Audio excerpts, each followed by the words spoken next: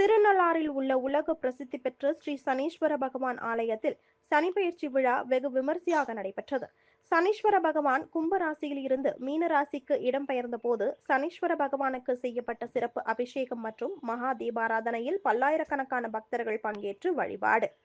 புதுச்சேரி மாநிலம் காரைக்கால் மாவட்டத்தில் உள்ள உலக பிரசித்தி பெற்ற திருநள்ளாறு ஸ்ரீ தர்பாரண்யேஸ்வரர் ஆலயத்தில் தனி சன்னதியாக வீற்றிருக்கும் ஈஸ்வர பட்டம் பெற்று அனுகிரக மூர்த்தியாக காட்சி தரும் சனீஸ்வர பகவான் 2.5 ஆண்டுகளுக்கு ஒருமுறை வாக்கிய பஞ்சாங்கத்தின்படி சனிப்பெயர்ச்சி விழா நடைபெறுவது வழக்கம்.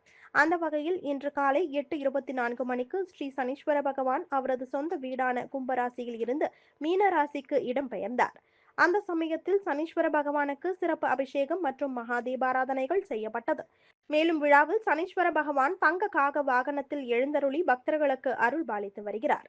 இதில் புதுச்சேரி துணைநிலை ஆளுநர் கைலாசநாதர், தர்மபுர ஆதீனம் ஸ்ரீலஸ்ரீ மாசிலாமணி தேசிக பரமாச்சாரிய சுவாமிகள் உள்ளிட்ட பல்வேறு மாநிலங்களில் இருந்தும் பல்லாயிரக்கணக்கான பக்தர்கள் கலந்து கொண்டு சுவாமி தரிசனம் செய்தனர். அப்பொழுது பக்தர்களுக்கு மாவட்ட நிர்வாகம் மற்றும் கோவில் நிர்வாகம் சார்பில் பல்வேறு ஏற்பாடுகள் செய்யப்பட்டது.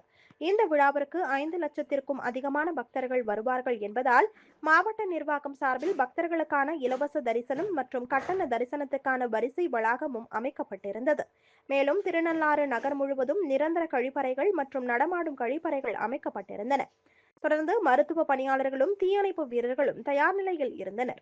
மொத்தமாக பாதுகாப்பு பணியில் புதுச்சேரி மற்றும் காரைக்கால் மாவட்டத்தை சேர்ந்த 1200 போலீசார் பாதுகாப்பு பணியில் ஈடுபட்டனர்.